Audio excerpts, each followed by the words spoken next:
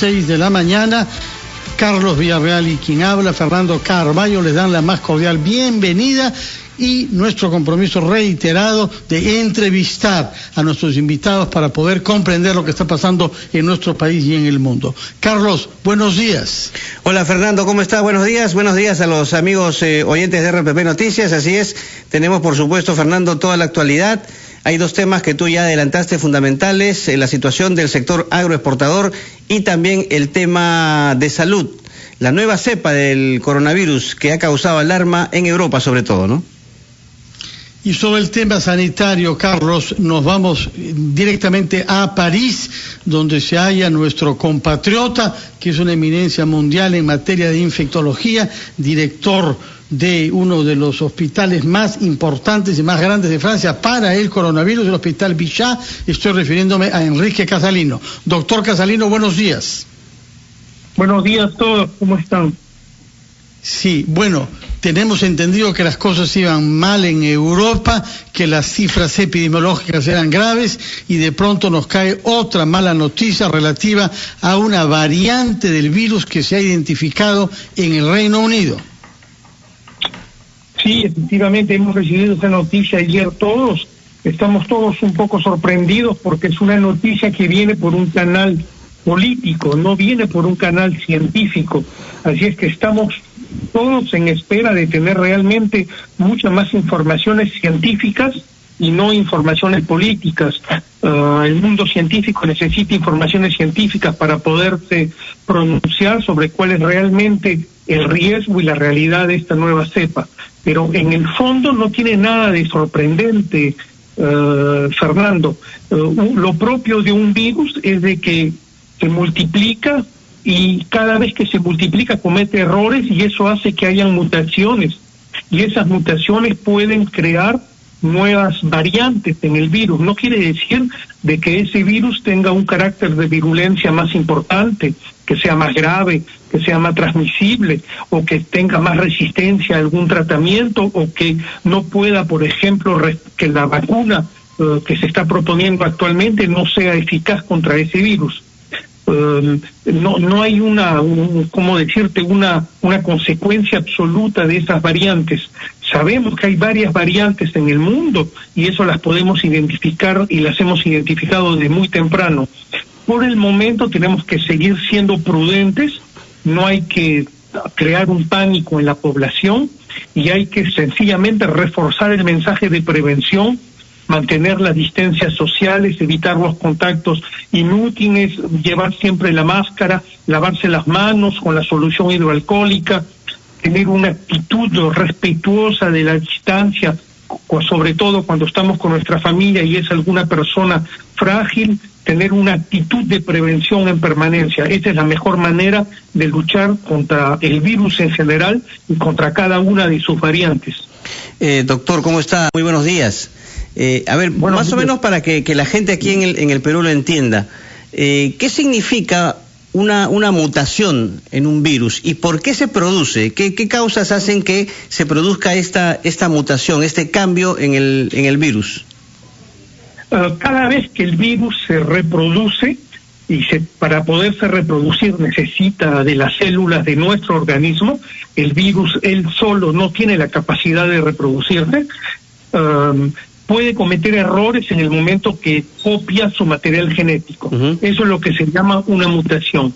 Esas mutaciones que son naturales en los virus, es lo que le permite también a un virus de adaptarse a un nuevo contexto epidemiológico y, por supuesto, a fuerza de tener mutaciones sobre mutaciones, el virus puede cambiar suficientemente para tener nuevas características clínicas o nuevas características epidemiológicas. Desde el comienzo, desde las primeras semanas de diseminación del virus, ya se describieron variantes de este virus en China, por ejemplo. Luego se describieron otras variantes de este virus en Europa, en Estados Unidos. Sabemos que actualmente hay más o menos unas 10 variantes epidemiológicas predominantes, pero hay algo así como 2.000 variantes del virus COVID, del SARS-CoV-2, responsables del COVID, que existen y que han sido descritas. Hay que mirar esta noticia como desde dos ángulos. El primero, hay una excelente observación virológica en todas partes del mundo, lo que permite de saber cuál es la evolución del virus, si hay mutaciones importantes o no. Eso es algo que debe de tranquilizarnos, porque tenemos informaciones científicas de calidad. Y la segunda cosa es que tenemos que mirar estas mutaciones como un hecho absoluto, un hecho natural. El virus, el SARS-CoV-2, tiene una capacidad de mutación baja. No es como el virus de la gripe, que cambia en permanencia cada año. Y por eso que tenemos que vacunarnos cada año. Este virus, el coronavirus, solo muta 2 veces por semana. Para que usted se dé una idea, los virus de la gripe son cientos de veces por semana. Doctor, disculpe, una aclaración. ¿Esta mutación del virus no influye en la eficacia de las vacunas que se están aplicando ya en el mundo? Por el momento no, es lo que ha sido una aclaración que han dado las autoridades británicas. Estamos esperando de tener el detalle preciso de cuál es la carta de este nuevo virus, pero si ustedes miran en internet, hay varios virus que circulan. El virus que circula en Europa es diferente del virus que circula en el Perú, pero la eficacidad de la vacuna es la misma, no hay ninguna diferencia. Hay que, por el momento, mantener nuestra serenidad, no hay que alocar a la población y sobre todo hay que insistir en que la regla de prevención sigue siendo la distanciación social, respetar las distancias, respetar el número de contactos en el día, lavarse las manos y utilizar las máscaras. Eso sigue siendo la base de la prevención. Doctor Casalino, usted nos está naturalmente invitando a la serenidad y a evitar toda forma de inquietud excesiva, pero sin embargo las autoridades políticas de los países europeos vecinos del Reino Unido han en muy pocas horas clausurado todo contacto con ese país, particularmente Francia, que es el único que tiene contacto, si se puede decir, terrestre con las Islas Británicas, puesto que hay un tren subterráneo que pasa bajo el mar, ¿no? Pero el resto de los países que tienen contacto marítimo y aéreo lo ha suspendido también. Es verdad que es la situación. Una cosa es un dato científico y, como lo he dicho desde el comienzo, tenemos muy poca información científica por el momento. Estamos esperando de recibir las informaciones de los organismos de salud ingleses, británicos. El político toma las decisiones sobre la base de algunas informaciones científicas, por supuesto, pero el principio de precaución para cerrar las fronteras, por ejemplo, es típicamente una decisión política y no una decisión científica, sanitaria. El cierre de fronteras es una decisión política. Estamos aplicando un principio de precaución y nosotros, ciudadanos, médicos, tenemos que hablar de prevención. La prevención es lo que hemos dicho, el respeto de distancia, lavarse las manos, usar la máscara. La precaución es cuando no conocemos muy bien cuál es el riesgo, no quiero tomar ningún riesgo y tomamos una disposición que no sabemos si es equilibrada o no, y por eso es que en Francia se ha dicho que el cierre de las fronteras es por 48 horas, el tiempo de obtener algo más de información para poder saber exactamente cuál debe de ser la actitud y la mejor decisión. Tenemos que saber que en Inglaterra, como en muchos países anglosajones, la decisión de privilegiar la economía había sido la regla y las medidas sanitarias, las medidas de confinamiento habían sido menos estrictas. La situación en Inglaterra, en Escocia, sobre todo en todo el Reino Unido, había sido era estos últimos días sumamente inquietante. De todas maneras, virus nuevo, nueva cepa o no, había que tomar una decisión de un confinamiento mucho más. Doctor, disculpe que lo interrumpa.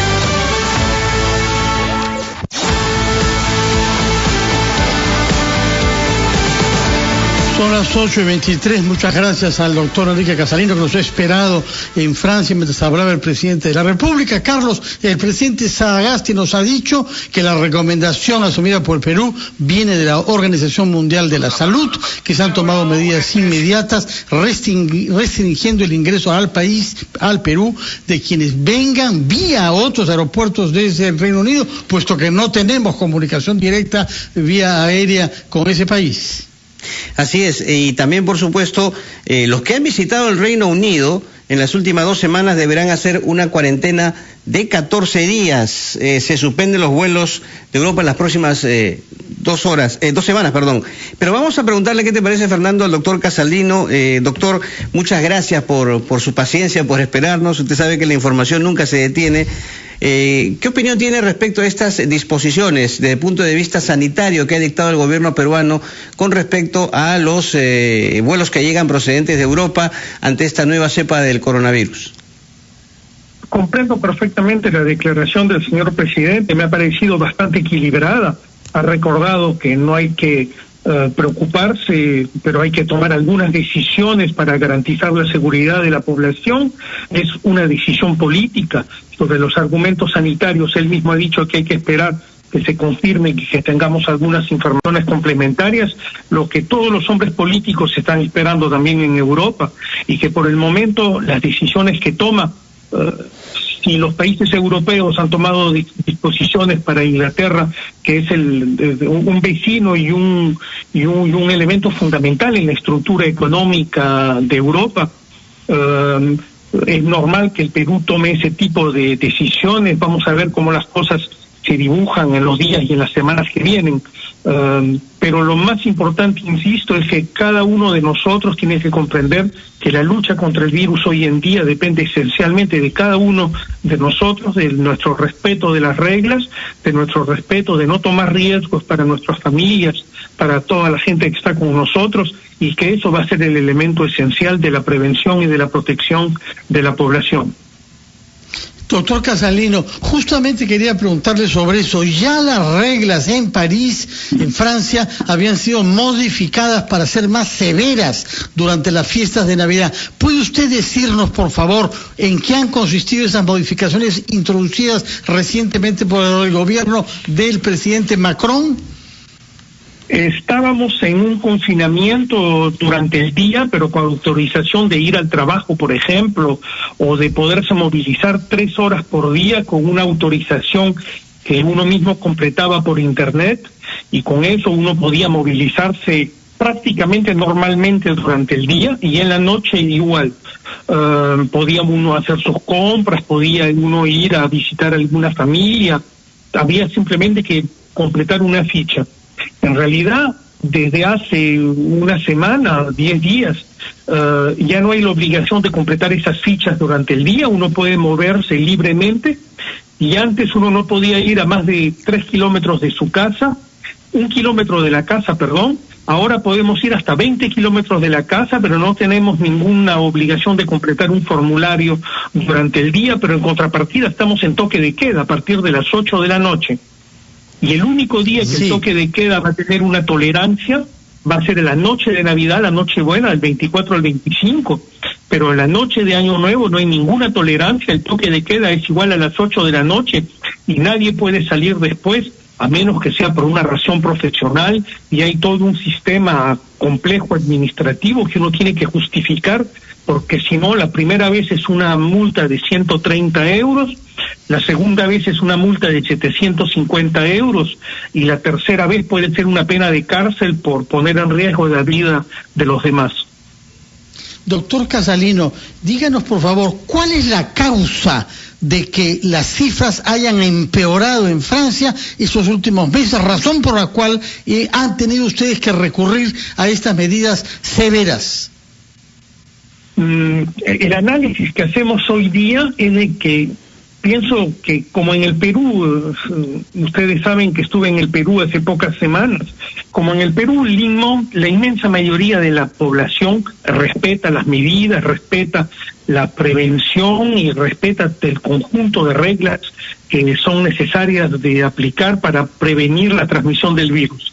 Pero cada uno de nosotros en un momento puede hacer una pequeña escapada, y esas pequeñas escapadas se adicionan. Y el riesgo, hay que recordar a nuestros amigos que nos escuchan, que los riesgos no se adicionan, los riesgos se multiplican. Por eso es que muy rápidamente el riesgo puede aumentar.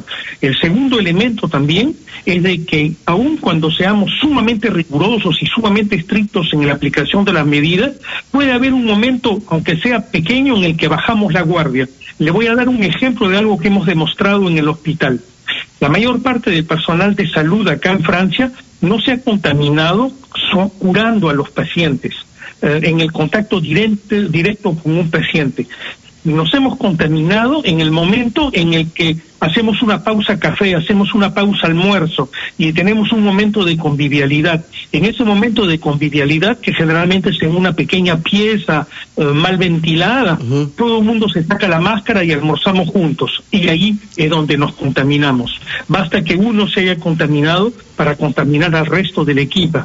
Y en general son transmisiones que ocurren en esos momentos que uno baja la guardia. Es exactamente lo mismo en la familia, con los amigos. Un momento de inatención porque estamos con los amigos, estamos con la familia, bajamos la guardia, sobre todo en los momentos de almuerzo, de cena, ahí es que nos contaminamos. Doctor, para terminar, en Francia no hay evidencias o signos de que se hayan presentado casos del nuevo coronavirus justamente con esta mutación. No, por el momento no ha habido ningún informe en ese sentido. Pero no sería sorprendente, hay miles de personas que cruzan por el túnel de la Mancha todos los días. No sería sorprendente de que una cepa viral pueda circular. De todas maneras, la evolución propia de una infección viral es que hay algunas cepas que se vuelven más predominantes y que el prototipo de las cepas cambia. Tenemos que esperar de tener un poco más los datos científicos y podernos pronunciar. Estaré a su disposición en cuanto tengamos esa información. Sí, doctor, justamente en cualquier momento, en cualquier momento tendremos el gusto de requerir su opinión, por supuesto. Muchas gracias, muy amable, doctor Enrique Casalino, médico peruano residente en París, intensivista e infectólogo. Vamos a la pausa y luego continuamos con ampliación de noticias.